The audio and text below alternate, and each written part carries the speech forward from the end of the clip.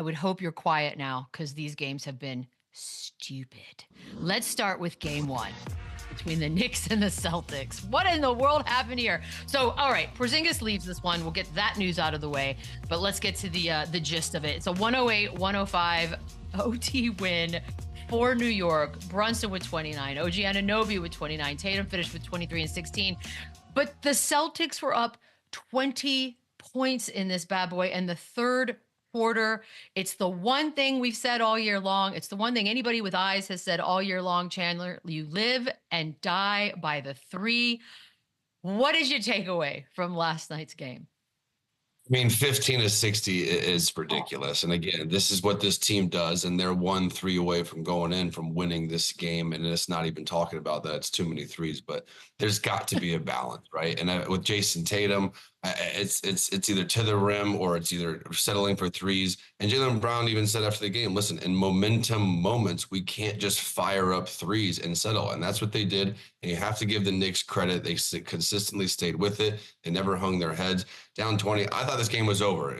This and the Knicks just stayed resilient. And that's exactly what they have to do in a series like this. They're out-talented. They're outmanned. They're not the better team. But as long as they stick with the plan, play hard, and continue to fight like they did last night, anything can happen. And again, like you said, this is nuts. We got the Knicks up 1-0. We got the Pacers up 1-0. We got the Nuggets up 1-0. Like, this is awesome. This is exactly what we want. And this is just, I think it's great for the league. I think it's great. But again, 50 of 60, I don't think it's going to happen again if Boston Celtics. I don't think they miss that many threes again. I don't think they take that many threes, 60 again. But man, they got to find some sort of threes. They'll take that many again. But this is what they do. Again, we can't nitpick when they do. They did this all year long, so this isn't really a surprise. Yeah. I just hate the fact that it was in this fashion. Like, at some point, somebody got to say, yo, let's attack the basket. Let's play in the mid-range. Let's try something different. This is not going our way. Our lead is slipping away. This team is gaining momentum on us, and we're literally shooting ourselves in the foot by taking so many long-range three-pointers. Like, one of my biggest things that I saw last night, this is a tied ball game, or it's a one-point game, and Jason Tatum took 3 straight three-pointers under 2 minutes in this basketball game. 3 straight. Like, at some point, when you miss the first one or you miss the second one, I'm going to attack the rim or I'm going to play in the mid-range. You got 2 of the biggest body guards in the league, and they just settle for three-pointers. And last night, it showed. They're going to live and die by the three-point line, and they died by it last night. And it's a game like the Knicks didn't even play their best basketball last night. And granted, the Celtics didn't either. Very winnable game for the Boston Celtics. But again, when you live and you die by that three-point line, and that's your MO, at some point, somebody has to say, look, let's try something different, especially when it's a tie ball game or it's a 1 or 2 point game. Like, free throws will get you across the finish line. Mid-range will get you across the finish line. You don't need the big dagger 3 to win this game. And that showed last night. It looks so out of control, right? Like, as if you've forgotten everything else about basketball and all the rules. I saw Rick Mahorn talking this morning. I heard him. And in the 1989 finals clinching game for the Pistons, they shot 3 three-pointers.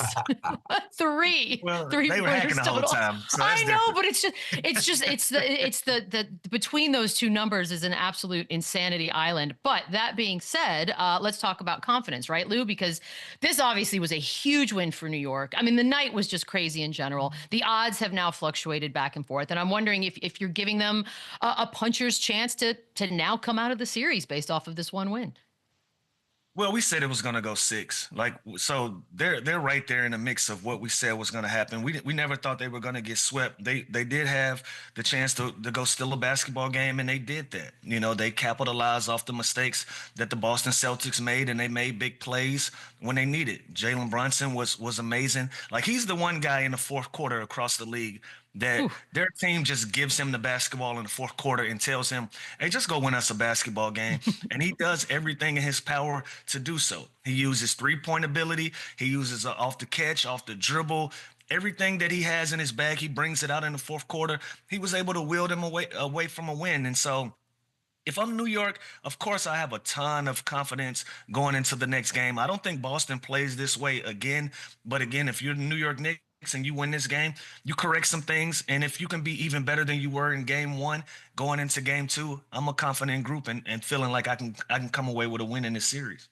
Yeah, and the Celtics, they're not going to hang their head, right? They had chances to win this game. They had multiple looks, and some of the threes that they did miss, they were good looks, and that's what they've done all season long. So you can't nitpick them that hard when they don't go down.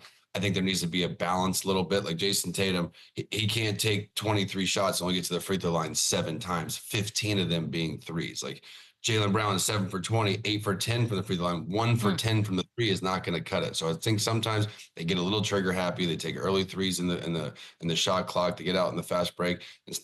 They'll pass up a layup to shoot threes. That's what they do all season long. I think this could be a blessing in disguise for them that they know, you know what? We are beatable. We can't just go out here and lollygag because the Knicks are tough. They'll grind you down. OG was fantastic last night. Bridges, those 2 wing defenders are the perfect guys to match up with Tatum and Brown. There's no recipe to stop those guys.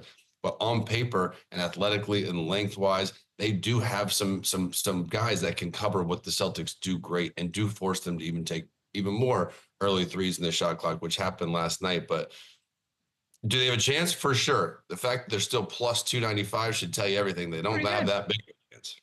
Yeah, I mean, Chandler, look, go ahead. Sorry, Lou. Well, no, I was just gonna say, like, you make a great point. It's about balance. Like your 2 best players, they took 25 3-pointers combined.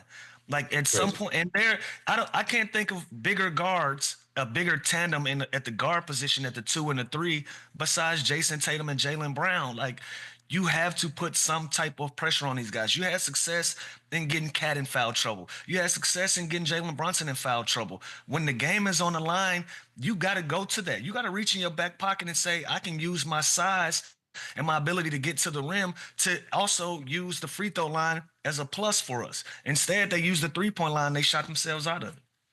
And Lou, Derek took 16, and Porzingis would have took 10 plus if he played. So as a defender, you're letting me off the hook when you settle like this, especially when you have the athleticism, the playmakers, the ball handlers that the Celtics do. They don't just have to do that. Again, they're great at it. They're a historic 3-point shooting team, and they'll find a balance. And no doubt they'll watch film saying they'll clean up some things that they can do better. But they're letting them off the hook shooting this many threes. And the Knicks are a good defensive team, but you got to put pressure on them at the rim and get to the free throw line.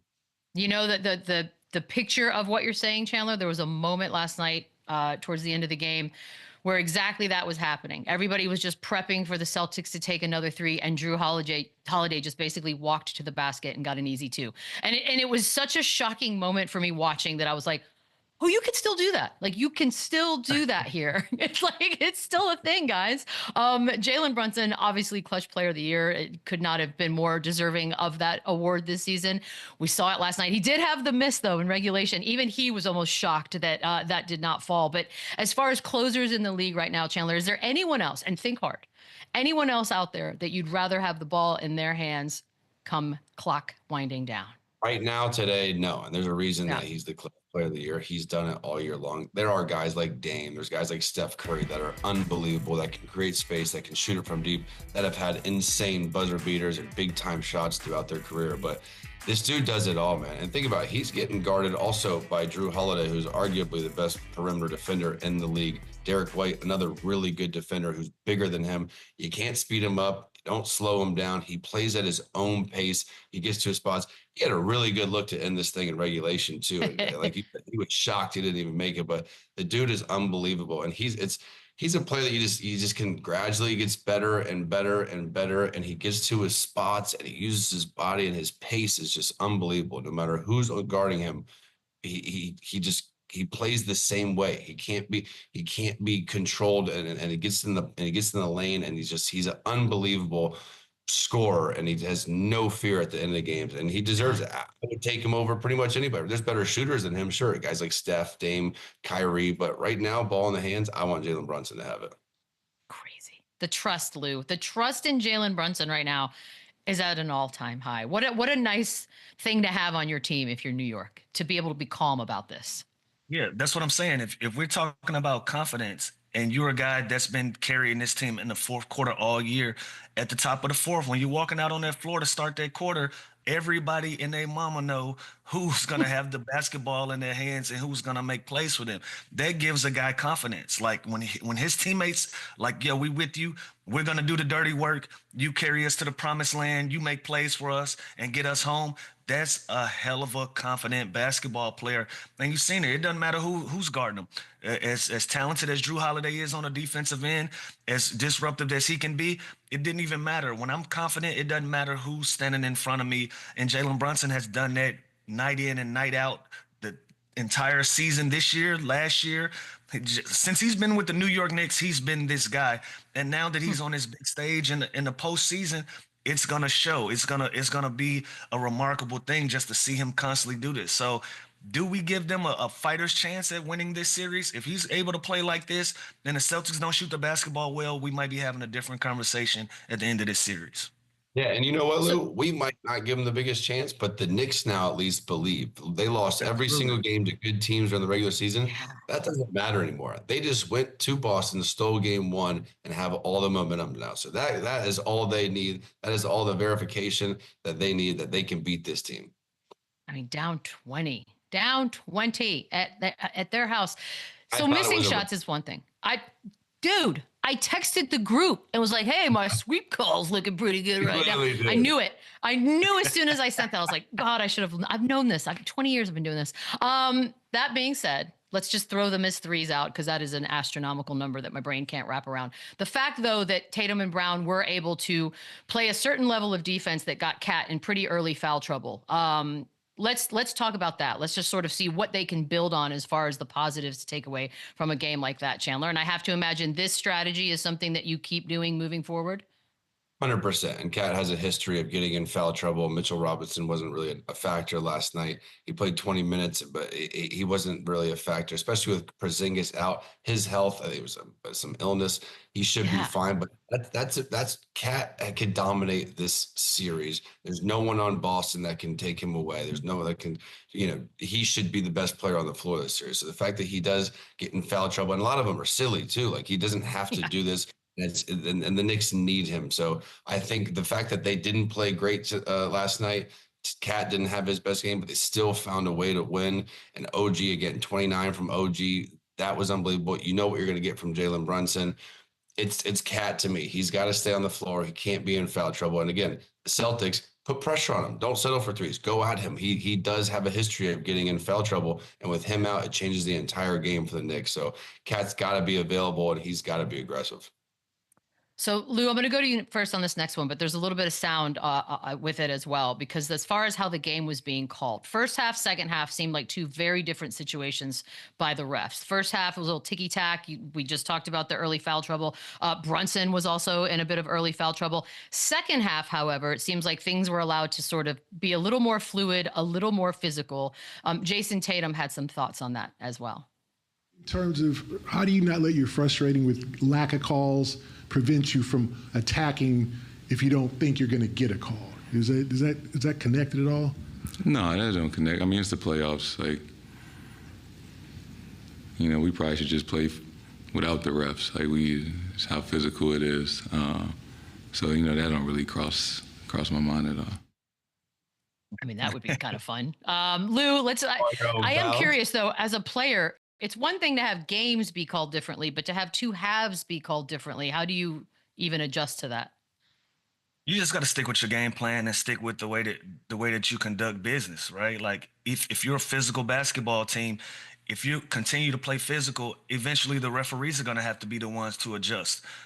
I can't change my game plan because of the way that the whistle is blown. Like if you do that, that takes you completely out of your rhythm and what you do and your philosophy as a basketball team. So I'm in agreement with Jason Tatum. Like you can't allow that to be a factor in the way that you go about trying to win a basketball game. Like if the referees are going to call ticky-tack fouls, I can't change my physicality. I can't change the way that I go about trying to win basketball games. And so in that manner, I agree with him, especially if you're a team that likes to hold and grab and present physicalities on a defensive end like the Boston Celtics do. I can't change my identity. I can't change who we are as a defensive group. On the offensive end, it really don't matter if we're going to shoot a bunch of threes anyways. And so no, it really doesn't. So for that, on that end of it, they got to start putting more pressure on referees to referee them different by them attacking the rim, using their ability to get to the rim and being a physical team. Like we know that Boston is a physical team on defense. Now on the offensive end, if they're not going to attack the rim, if they're not going to put the referees in a position to make them call fouls, then it really doesn't matter. But defensively, you got to remain yourself and you got to keep your identity. And I will say, you want consistency, right? You want the same whistle Sure. from the first to the second. That's hard to adjust when the game is officiated differently within the game. So that would be frustrating to me too. If I'm putting pressure on the defense and I'm getting called in the first half, and then all of a sudden I'm not. You have to have the same whistle for 48 minutes. I also wonder what happens during halftime that they come out with sort of a different mindset. It's just an interesting phenomenon. I can see if it's getting a little chippy and they want to tighten it up in the second half. This was the opposite. This was tic-tac to then physical. This didn't make sense. Made no sense to Usually me. it's the opposite way around. Yeah, it's like a call came down. Don't let people foul out. I don't know. It was very weird, but that was not the only crazy game with the crazy ending. My goodness. I wondered what